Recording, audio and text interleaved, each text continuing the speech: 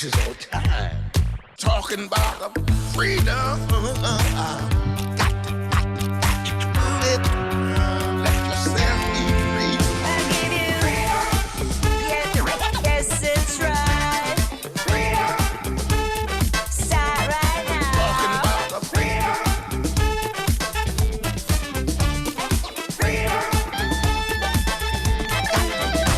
give you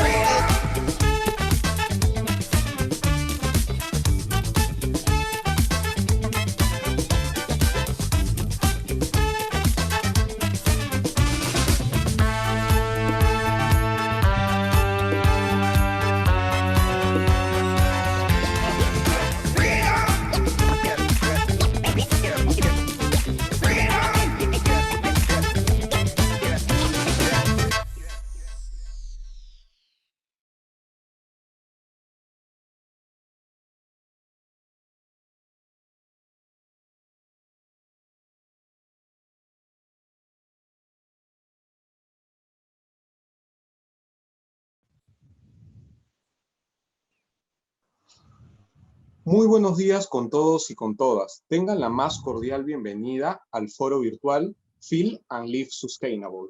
En el foro de hoy contaremos con la presencia de importantes y reconocidos ponentes de empresas como Centric Software, FedEx, BCP y Next Experience, quienes abordarán importantes tópicos relacionados a temas tecnológicos como la transformación digital, el desarrollo sostenible, el e-commerce y la digitalización. Para poder dar inicio a esta charla, recordarles que es muy importante su presencia y asistencia. A continuación, le damos la bienvenida a Salvador Barrena, quien hoy nos hablará sobre la temática la transformación digital para mejorar la experiencia de los clientes. Cómo empezar hoy en la industria. Para que conozcan un poco más de Salvador Barrena, daré lectura a su hoja de vida. Salvador Barrena es ingeniero industrial en producción con más de 20 años de experiencia en consultoría de mejora continua e innovación para la industria y el retail, así como más de 15 años en el ámbito de las tecnologías de la información. Actualmente, como director de ventas de Centric Software para Latinoamérica. Salvador es uno de los profesionales latinoamericanos con mayor conocimiento de los impactos de la transformación digital en las empresas y es un entusiasta promotor de la adopción de la tecnología digital en la industria de la moda. Bienvenido, Salvador. Te damos, por favor, el pase para que puedas dar inicio a tu presentación. Muchas gracias. Al contrario, a ti, muchas gracias, Diego. Me da mucho gusto saludarlos a todos. Tengan muy buen día. Y quiero agradecer a Perú Moda por la oportunidad de conversar con la audiencia. Y sin más, voy a compartir mi contenido. Muy bien. Yo quiero platicar hoy sobre la transformación digital y antes de entrar de todo en materia, esta es una frase o un concepto que tiende a estar desgastado, ¿no? Mucha gente habla de transformación digital y yo quiero tomar dos cosas importantes. La primera es, yo creo que verdaderamente la transformación digital debe estar orientada a beneficiar a los clientes, ¿sí? Realmente no se trata tanto de la tecnología, sino de hacer algo como empresa que le ayude a los clientes. Y la segunda cosa es que hay una gran variedad de opciones para iniciar la transformación digital. Yo quiero plantear hoy una manera de empezar que apoya sobre todo a la propiedad intelectual de las empresas de moda, ¿no? El diseño, el desarrollo, la eficiencia de cara a los clientes es lo más importante. Voy a empezar con una frase, como digo yo, tiro el guante. Y hablamos de que la transformación digital no solo es un asunto de quiero hacerlo o no quiero hacerlo. Realmente es una necesidad, es una decisión de permanecer o no en el mercado, sobre todo en un mundo global. A mí me gusta mucho este caricaturista, Tom Fishburne, y hace unos 4 años sacó esta caricatura en Harvard Business Review, ¿no? Y la idea atrás de esto es que casi siempre cuando hablamos de inversión en tecnología o hablamos de inversión en mejora de la empresa, de la organización, siempre existe el riesgo de que si la inversión no es exitosa, se puede perder el dinero. Y la idea es que el costo de no hacer nada tradicionalmente es mucho más alto que el costo de hacer una inversión cuidadosa, ¿no? Entonces, la idea es evitar caer en la obsolescencia y seguir hacia adelante. Aún antes de la pandemia, esto fue muy al principio de año, McKinsey sacó un white paper hablando de cómo es que las empresas de la moda iban a poder permanecer en el entorno global. Esto evidentemente se acentuó ahora que estamos en el confinamiento por la pandemia. Y la idea principal aquí es, bueno, mucha gente piensa en vender más, realmente eso es importante, es parte del crecimiento de cualquier empresa, pero lo importante aquí es pensar que el margen es lo que cuenta, ¿no? Entonces, para poder mejorar el margen hay de dos, o vendemos más o mejoramos los procesos, o hacemos ambas cosas, ¿no? Que sería lo ideal. Yo quiero plantear hoy que una de las funciones más importantes en las que hay que mejorar el proceso para mejorar el margen es todo el tema de diseño, desarrollo de los productos. Y hay que mantener una flexibilidad financiera y operacional para seguir adelante. Entonces es ser más eficiente, vender más y ser flexible a nivel operación y finanzas. Y esto nos lleva a pensar el entorno en que estamos hoy en el mundo, ¿no? Muchos de estos conceptos también van y vienen. Yo quiero aportar un par de ideas aquí. El primero es el de la economía global. Este es un tema que también se ha manejado mucho y tiene sus pros y sus contras como todos los conceptos. Para propósitos de la moda, para propósitos de empresas en Latinoamérica, particularmente hoy que estamos hablando desde Perú, aunque sea virtual, estamos en una economía donde dependemos ya sea de la demanda de otros países o del suministro de bienes de otros países. Y esto nos ha causado muchas dependencias que se han roto, sobre todo ahora que estamos en el confinamiento, pero a la vez nos ha permitido acelerar la adopción de la tecnología.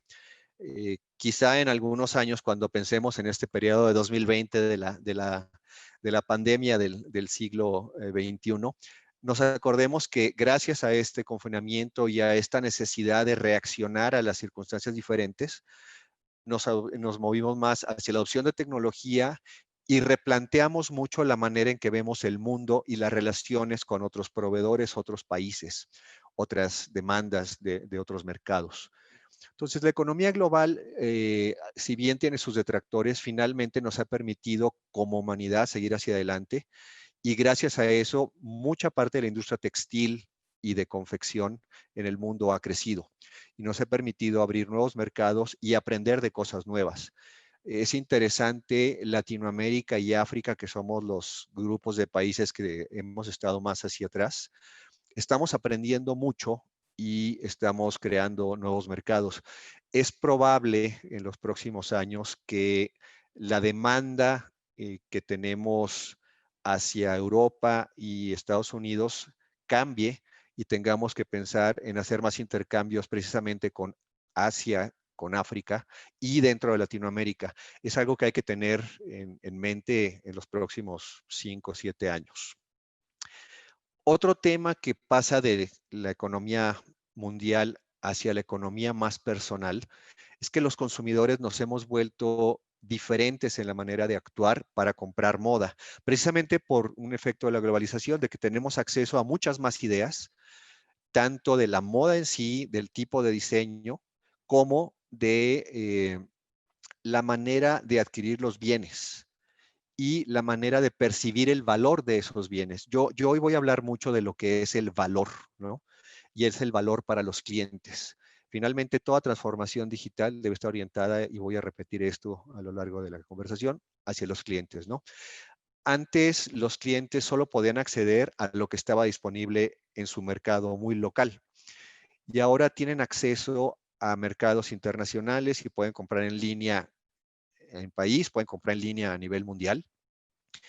Y además los consumidores ya no están tan apegados a su cultura local y pueden crear tribus con personas que a lo mejor son más similares a ellos en la manera de pensar y de vivir, aunque vivan en otras geografías, ¿no? Entonces, el punto de convergencia entre los consumidores ya no necesariamente es la cultura del país o de la región, sino la cultura de valores y de ideologías. Entonces, eso tiene un impacto muy interesante en la moda. Eso nos permite crear tribus diferentes, aprovechando la moda para expresar esas nuevas ideologías y esas nuevas maneras de ver la vida.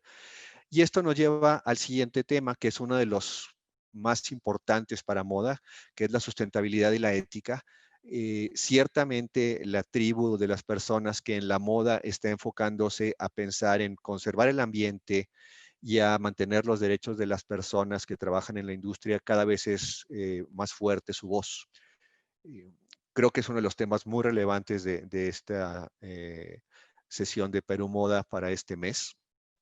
Y claramente estamos viendo ya en los mercados mundiales gente que está dispuesta a pagar un pequeño sobreprecio, o a veces no tan pequeño, sobre materiales, prendas que tengan una certificación de que fueron manufacturadas de manera sustentable desde el origen de la fibra y de manera ética con respecto a las condiciones de trabajo de las personas que están ahí. Vamos a ver un caso de uso hacia el final que habla de eso. Ahora, empecé hablando de lo global hacia las personas y ahora voy a cambiar un poco el sentido. Voy a hablar de que el mundo global se está volviendo local. Y esto tiene que ver en parte con el tema anterior. Mucha gente está pensando que las cadenas de suministro tan extensas tienen un impacto ambiental que no es tan favorable. Y entonces está viniendo una nueva tendencia de comprar local y con insumos locales.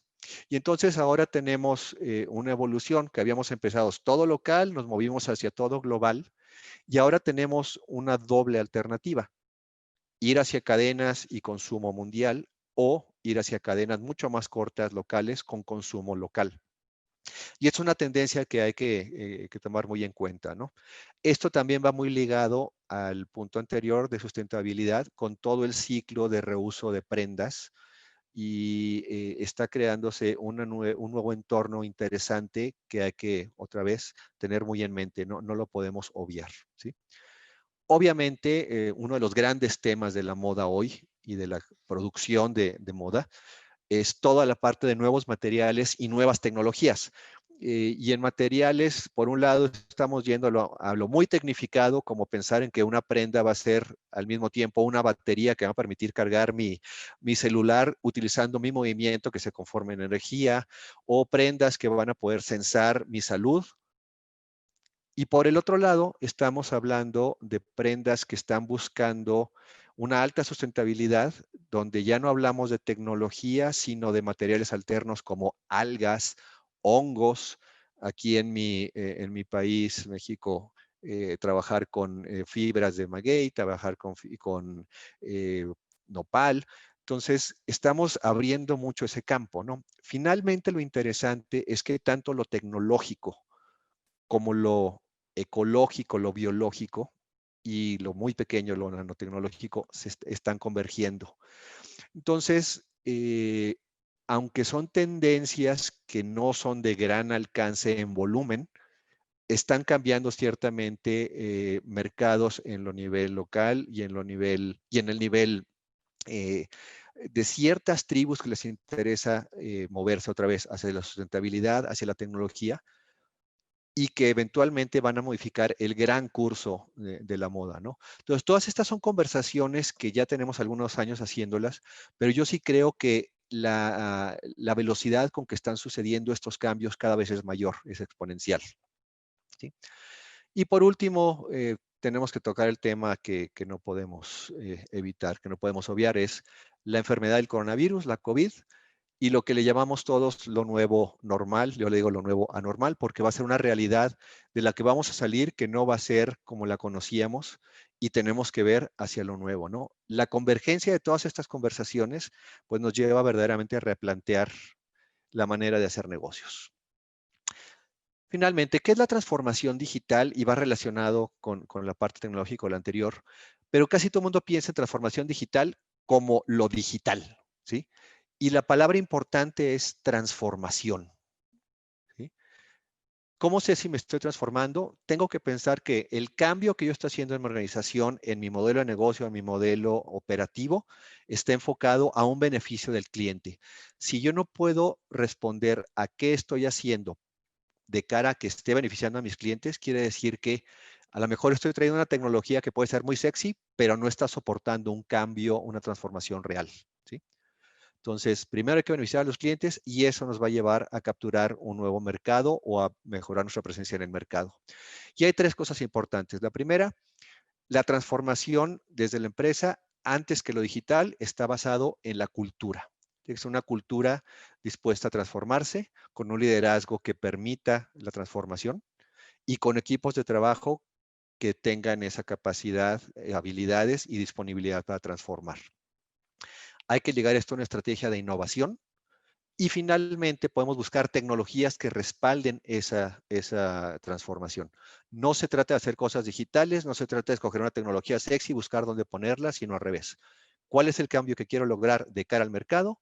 Y entonces busco qué tecnologías puedo usar para responder a esa necesidad del mercado. ¿Qué buscamos con una transformación? Y estas son palabras muy de negocios y yo siempre pienso en un atleta, ¿no? Un atleta tiene que ser fuerte, tiene que tener la capacidad de recuperarse rápidamente de los entrenamientos, de los esfuerzos. En el caso de una empresa es, por ejemplo, recuperarse ante las situaciones de esta pandemia. Tiene que tener un proceso esbelto de operación, o sea, todos los desperdicios, todos los procesos ineficientes hacen que finalmente los clientes obtengan menos beneficios. Hay que moverse muy rápido en el mercado, responder rápido a los cambios y a las contracciones o expansiones de las oportunidades en el mercado, ¿sí? Finalmente, hablo de una cosa interesante que es la capacidad de anticipación, que tradicionalmente no es un valor que se maneje mucho en las empresas. Voy a pasar una lámina más adelante de cómo manejar los diferentes niveles de futuro de cara al presente. Y una vez más, las preguntas para saber si estoy haciendo transformación digital. ¿Lo que estoy haciendo le va a beneficiar al cliente? ¿Realmente estoy mejorando mis productos? ¿Realmente estoy mejorando mis procesos? ¿Estoy logrando una colaboración entre toda la empresa? ¿Estoy logrando una sola fuente de información que me permita ver lo que está pasando a nivel directivo, pero también a nivel la responsabilidad de cada quien en el resto de la organización?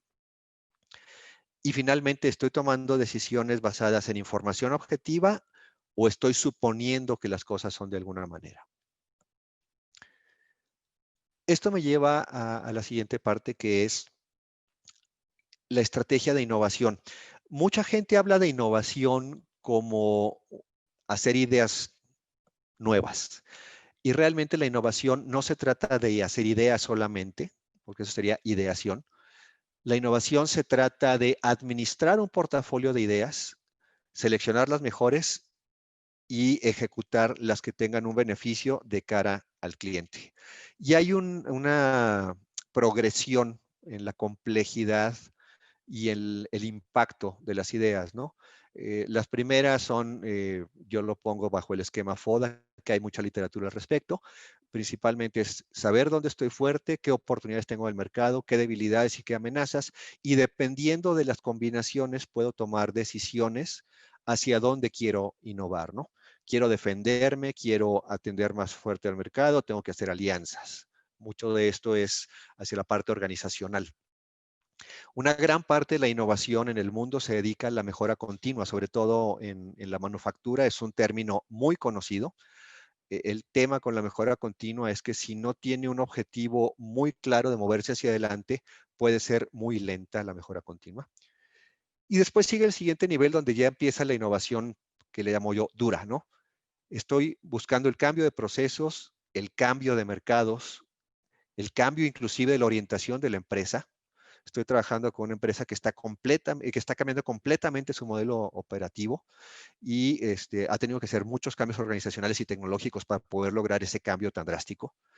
Y por último, hablar de la famosa disrupción, ¿no? ¿Qué es la disrupción? Es cuando algo nuevo llega y reemplaza lo conocido. Y hay un gran pensador acerca de la innovación, que es el doctor Christensen, que él escribió el libro El dilema de los innovadores, que básicamente dice que es preferible ser disruptor que sentir los efectos de la disrupción. Quien no hace innovación se va a quedar atrás. Y decimos, bueno, la innovación la voy a dejar para ahora que termine la pandemia y que recupere mi negocio. Existen varios estudios que demuestran que quien invierte en innovación durante los periodos de crisis, su flujo de efectivo, su capital de trabajo, se triplica en los próximos 3 años con respecto a las personas que no hacen innovación. Parece contraintuitivo, pero la innovación en tiempos de crisis es muy, muy importante. Les comenté yo que iba a hablar de esta gráfica, de cómo manejar el tiempo en horizontes estratégicos. Y esto es de una organización que se llama el Instituto del Futuro Hoy. Y ellos hablan, otra manera de ver esta gráfica es decir, cómo pensar como un futurólogo. Y la idea aquí es que en lugar de pensar en periodos lineales clásicos de planificación de 3 años, es decir, voy a hacer 3 años de planeación, pero algo sale mal, entonces esos 3 años simplemente los voy moviendo hacia adelante. Y realmente no estoy empezando a alimentar mi sistema de innovación y mi sistema de organización con las cosas que se están empezando a vislumbrar en el futuro. ¿Sí? Entonces, las empresas están muy acostumbradas a trabajar en horizontes de 12 a 24 meses y de 2 a 5 años. El tema es, ¿qué estoy haciendo hoy de cara a lo que voy a hacer en los próximos 5 a 10 años y a más de 10 años? Y un ejemplo muy puntual, casi todo mundo no se dio cuenta de la probabilidad de que hubiera una pandemia como la que estamos viviendo. Y esto se empezó a hablar desde hace 10 años, hace 5 años todavía Bill Gates lo manejó, y de repente nos alcanzó.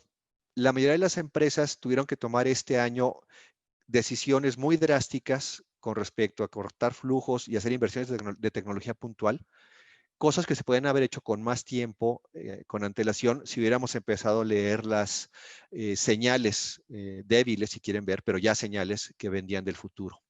Entonces, el problema es que conforme abrimos más el cono de tiempo, la incertidumbre es mayor, pero hay que empezar a tener esas alimentaciones del sistema de innovación de cara al futuro.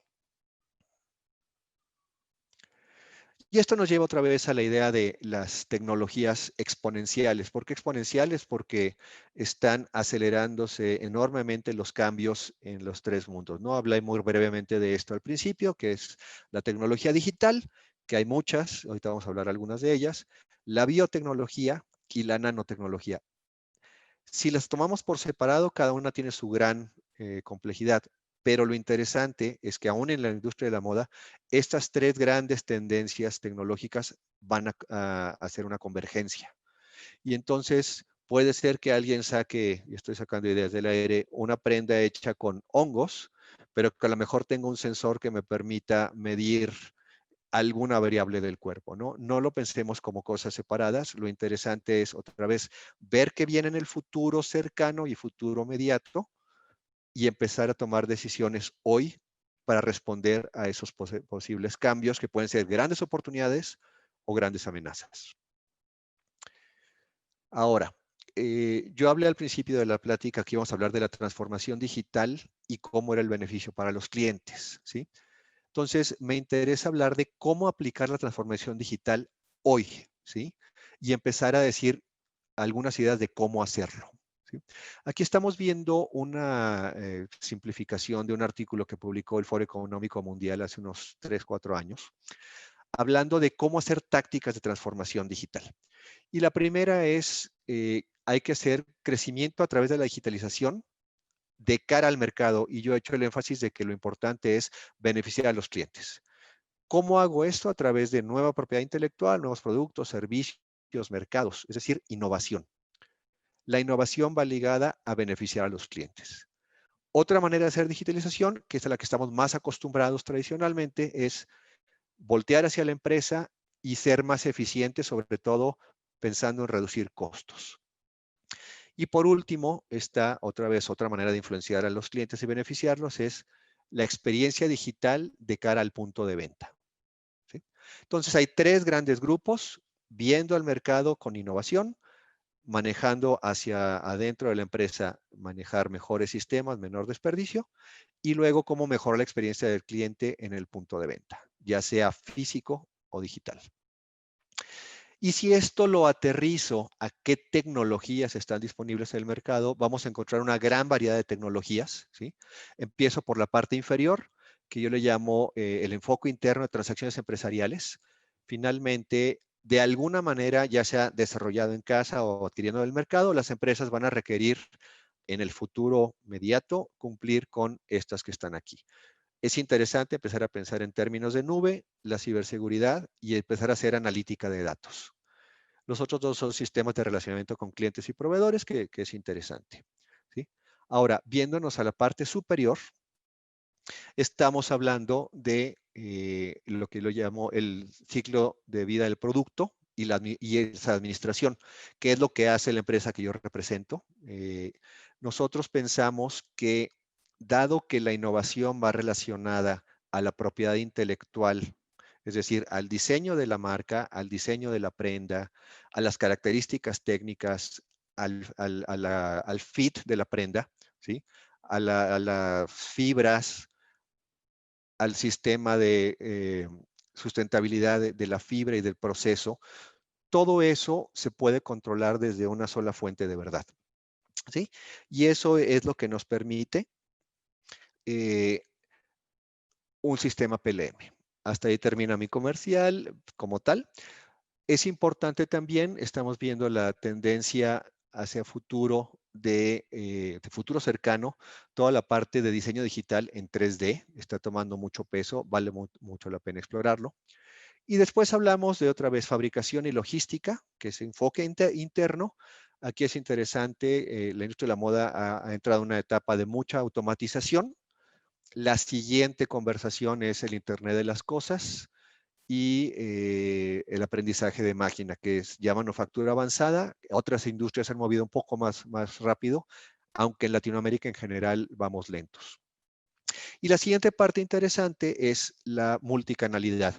Y cualquiera que esté en el mundo de la moda y que vende en retail supo la necesidad de adoptar el comercio electrónico de manera acelerada, ¿no? Mucha gente lo había pensado para los próximos 3 o 5 años y en 3 meses ya gran parte del retail de moda está vendiendo en multicanalidad con un incremento muy fuerte en comercio electrónico. Ahora, idealmente el comercio electrónico debería ser no sustitución de, sino aumento de venta, ¿no? Entonces, en algún momento, la combinación de estas tecnologías ayuda a las empresas a poder vender más a un menor costo, por lo tanto, aumentar el margen. Yo propongo que el inicio de esta conversación se pueda dar a través de un PLM. Aquí aparecen varios números. Voy a enfocarme en dos particularmente. Hablamos muy al principio de que utilizando la transformación digital en el caso de la moda de cara al diseño y al desarrollo, si yo diseño correctamente, aprovechando la tendencia en el costo correcto, produciendo de la manera adecuada, a la calidad adecuada, los márgenes del producto pueden aumentar hasta en un 21%. No que aumenten al 21%, sino un 21% por encima de lo que hacen normalmente. Y todo esto se logra porque tenemos una menor incidencia de defectos y porque tenemos una mejor adopción de diseños, ¿no? Entonces, la combinación de estos números tiene un impacto muy fuerte, empezando desde diseño, desarrollo, administración de proveedores, administración de la fabricación, hasta llevarlo a la tienda y hacer comercio electrónico. Toda esta información, una manera de consolidarla es a través de una plataforma de PLM. ¿Sí? Como vieron en el video muy al principio, ¿por qué requieres un PLM? Porque la complejidad del mundo de la moda cada vez es más grande. Desde escoger los proveedores, administrar el ciclo de producción, administrar todo el ciclo de desarrollo y diseño, hasta poder ligar cuánto estoy vendiendo de los estilos correctos al precio correcto y empezar a alimentar con esa nueva información mi nuevo ciclo de diseño, desarrollo, otra vez selección de materiales y proveedores. Por eso es que esa visibilidad interna es muy importante. Casi todo el mercado ya reaccionó al comercio electrónico. Ya hay parte de automatización en las fábricas de confección. Lo que se ha quedado rezagando es la parte de diseño y desarrollo.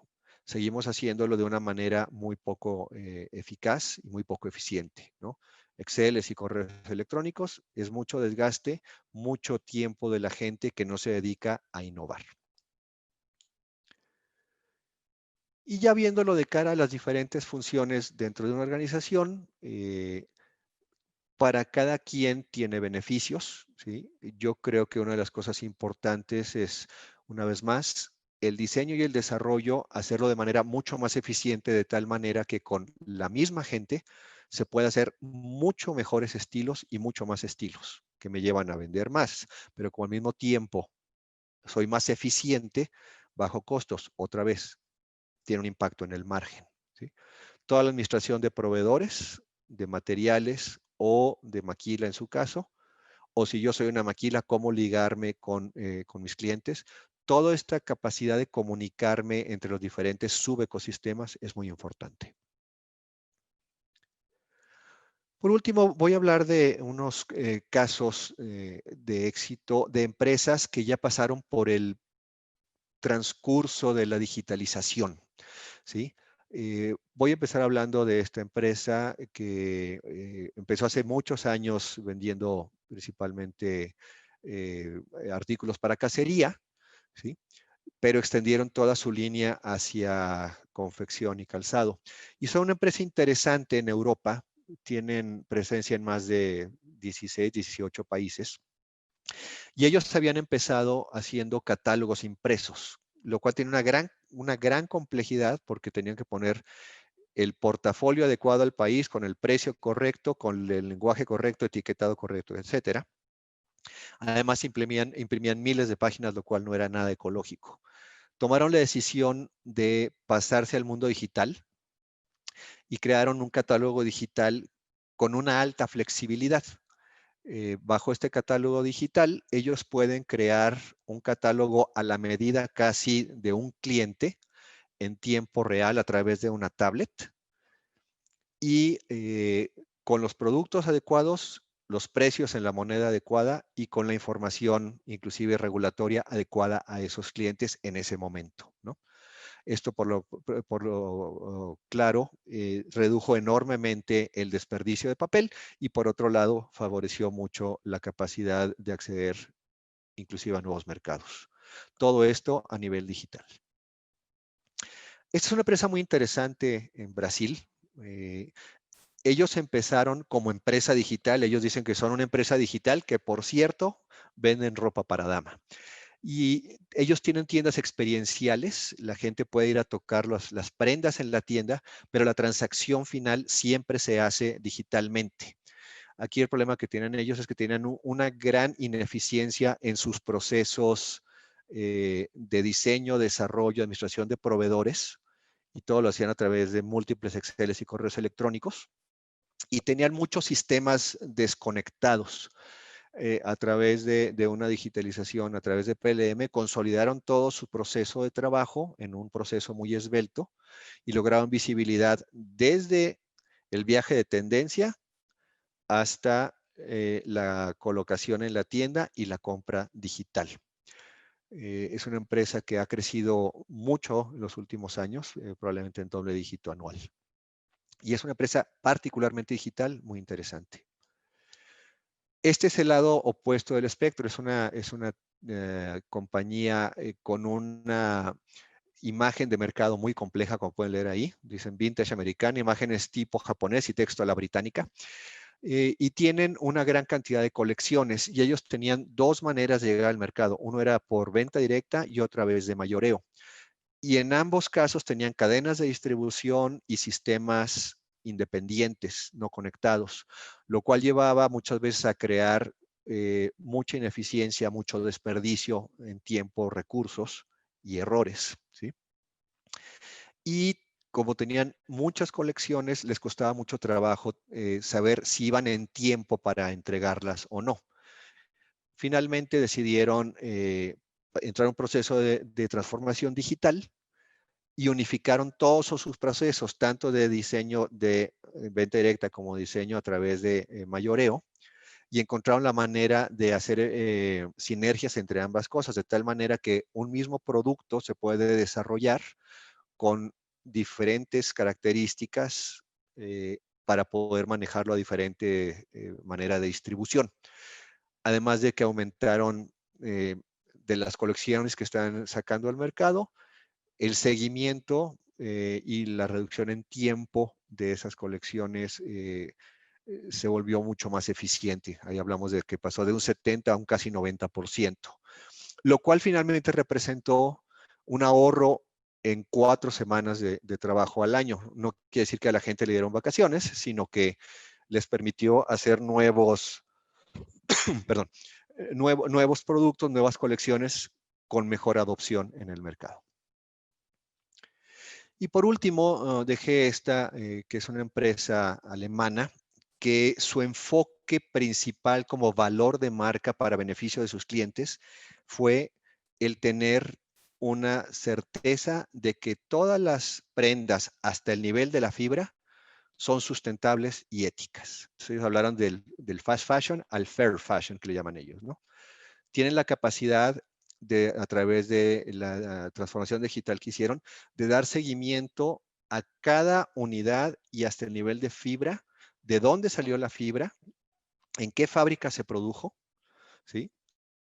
El tipo de condiciones de cada fábrica hasta el nivel de los operadores y la fibra hasta a qué campo está ligada, ¿sí? Entonces, esto le da un valor muy interesante a los clientes que tienen ellos, que es gente muy enfocada en la sustentabilidad, pero además lograron la actualización de la información que tenían para toda su fuerza de ventas, la mejoraron enormemente y la redujeron a la mitad.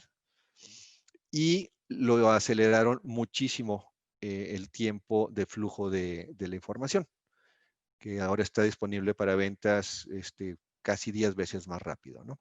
Entonces, aquí tuvieron un beneficio doble hacia sus clientes, claramente, asegurar que la prenda es sustentable y ética, y además su eficiencia operativa desde la transformación digital ha sido muy fuerte. Para cerrar, quiero platicarles un pequeño resumen y reitero que la transformación digital no es una elección, es una necesidad para permanecer en el mercado, ¿sí? ¿Por dónde empezar? Hay varias maneras de empezar. Yo sostengo la tesis de que el diseño, el desarrollo, la propiedad intelectual de nuestras marcas en Latinoamérica, somos muy creativos, tenemos mucha influencia de nuestros pueblos y podemos llevar muchas ideas buenas al mercado, es lo más importante. Entonces, no descuidemos los procesos de diseño, desarrollo, administración de proveedores, administración de materiales, y no pensemos solamente en la parte final, que es el comercio electrónico, que es muy importante, pero no es la única manera de hacer transformación digital. Y no solo es la fábrica tampoco. Hay que pensar en el último pedacito que finalmente es el que va a aportar más valor a los clientes, ¿sí? Hice una diferenciación entre transformación y digital. Lo importante es la transformación. Piensen en una oruga que se convierte en mariposa, se transforma. Si no hago una transformación y solo hago mejora continua, a lo mejor es un cambio y entonces tengo una oruga más rápida o más bonita, pero no se convierte en mariposa. La transformación digital es convertirse en algo que no existe, es pensar en un nuevo futuro, ¿sí? La innovación es un sistema, no tiene que ver con las ideas, sino con la administración de esas ideas hasta que se logra un beneficio para los clientes, ¿sí? Y reitero la idea de que la innovación y la inversión en innovación, en transformación digital, en tiempos de crisis, puede ser mucho más fructífera que no hacerlo. El costo de no hacer nada puede ser muy alto. Y dicho eso, termino mi contenido. Creo que tenemos unos minutitos por si alguien quiere hacer, creo que tenemos tiempo para un par de preguntas, si alguien quiere hacerlas llegar por ahí. Muchas gracias, Salvador, por tu presentación del día de hoy. Sin duda alguna, me quedo con unos aspectos muy importantes de lo que requiere una transformación digital, ¿no? Tú mencionabas de que ciertamente la globalización afecta de manera directa ahora los procesamientos que deben de integrarse al momento de desarrollar productos, la importancia de la trazabilidad del producto que tiene, los Totalmente. diseños, la experiencia del consumidor, ¿no? Lo que le llaman en inglés el customer experience. El Customer Entonces, Experience. Ujú. exactamente, entonces esto articula un poco las gestiones para que las empresas puedan ser competitivas, ¿no? Ciertamente, este tipo de transformación digital lo que busca es que las empresas sean competitivas y ahí también destaco algo importante porque tú mencionabas, la gente a veces, las personas, los empresarios normalmente confunden innovación solamente con ideas, ¿no? Cierto. Entonces ahí viene el problema porque cuando nos referimos al concepto de innovación, articula una serie de procesos, gestiones, o sea, va más allá de lo que tenga que ver con una nueva implementación en una idea como tal, ¿no? En esa línea, Salvador, justamente llegan algunas preguntas. Ustedes como Centric pueden medir cuánto podría tenerse, sobre todo el retorno de la inversión en la implementación de un sistema PLM. Sí.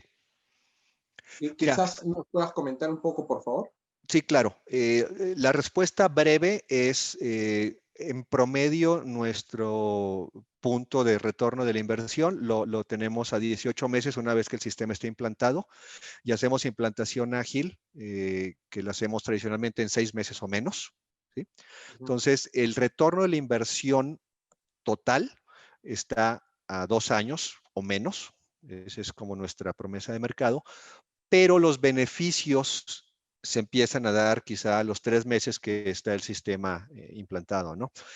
Tradicionalmente, lo que se encuentra una vez que el sistema está funcionando es todos los desperdicios y errores que no se habían documentado porque había muchas fuentes de información.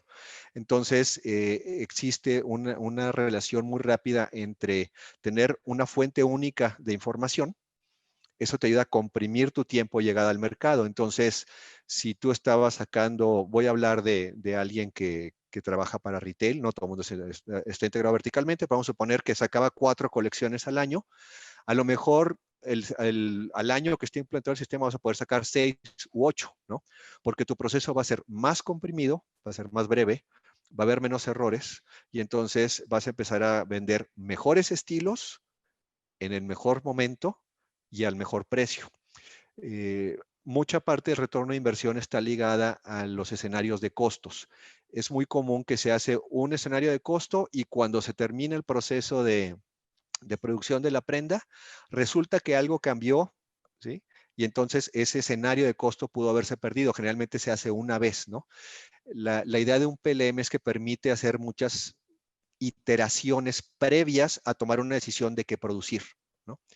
Entonces, el efecto acumulado de tener información en tiempo real, comprimir el tiempo de mercado, hacer análisis de costos durante el desarrollo, ¿sí? Iterado, genera beneficios muy importantes.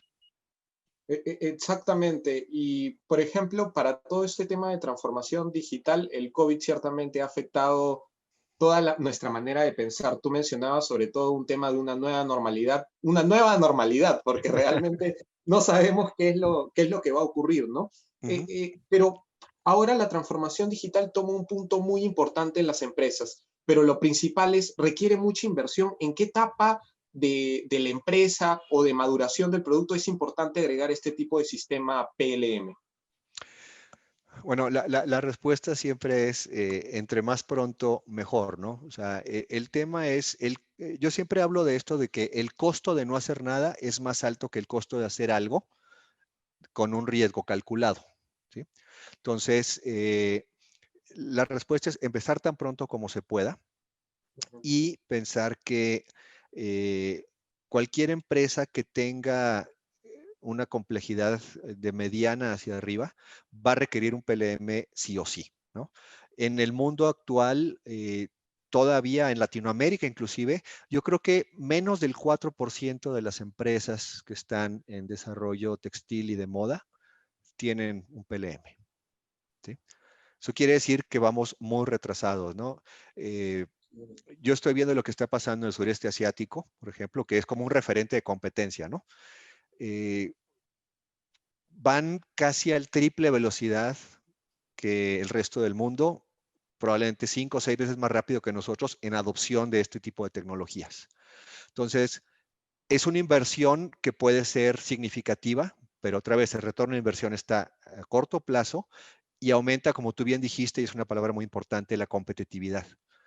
O sea, la economía global nos fuerza a competir globalmente, por definición, ¿sí? Y entonces, o nosotros empezamos a ser más eficientes y más competitivos en la exportación, y no solo del producto, sino de la propiedad intelectual, de nuestras marcas, de nuestra manera de hacer moda a la latinoamericana, ¿sí? Para poder competir en otros mercados, porque si no vamos a acabar, o sea, la capacidad de alcanzar las eficiencias de producción en el sureste asiático es complicado, ¿no? Estamos viendo que estamos modificando la experiencia del cliente con comercio electrónico, vale, pero el cambio que nos puede permitir crecer como colectivo de moda está en la propiedad intelectual, en el diseño y el desarrollo.